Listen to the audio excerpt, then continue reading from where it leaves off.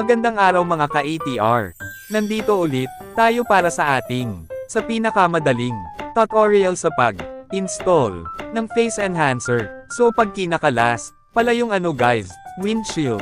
Di ko na pala naipakita pero, yung apat na, tinuturo ko, ay tornilyo lang yan, natatanggalin.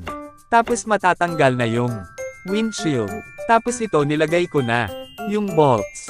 Kasama pala yan sa face enhancer. Tapos tinanggal ko na lang yung rubber dyan sa butas para maipasok yung tornilyo na kasama sa face enhancer. Yan yung sample.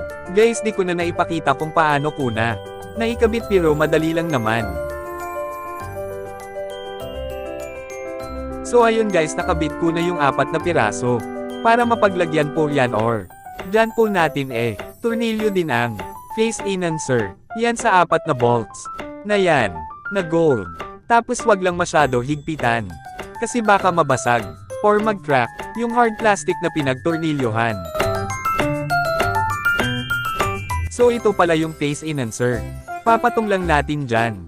Tapos tornilyo din natin ng apat. Sakto po yan dyan guys. So ayun guys, di ko na ipakita. Pero, ipapatong mo lang din sa apat. Tapos tornilyo mo din siya. Yan ganyan lang po kadeo. Magkabit ng face enhancer. Sa Ather 160.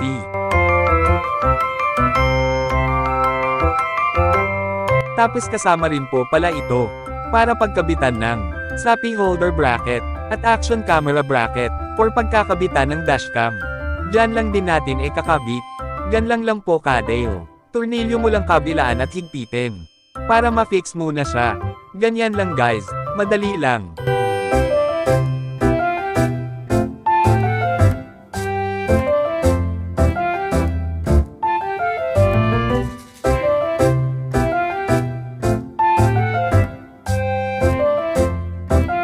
Pinalitan ko pala ng stainless washer para mahigpit ang mabuti. Next nating gagawin ay bracket naman para sa paglagyan ng windshield. Dito pala, pwede natin ma-adjust up and down. Kung ano mas tight, muna taas or baba. Pero ma-adjust pa rin natin guys yung stop niya na up and down. Tornilyo mo lang naman yan guys para naka-fix na siya. At sa apat na butas na yan dyan natin papatong yung windshield niya. Di ko napakita pero ganito na.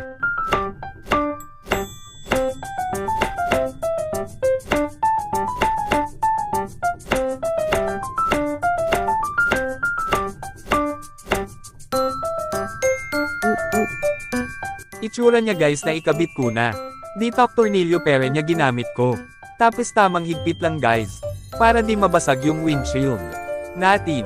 At ito na pala yung handlebar kanina nakabitin ko na ng action camera bracket. Yan lang guys, salamat. #ATR160Y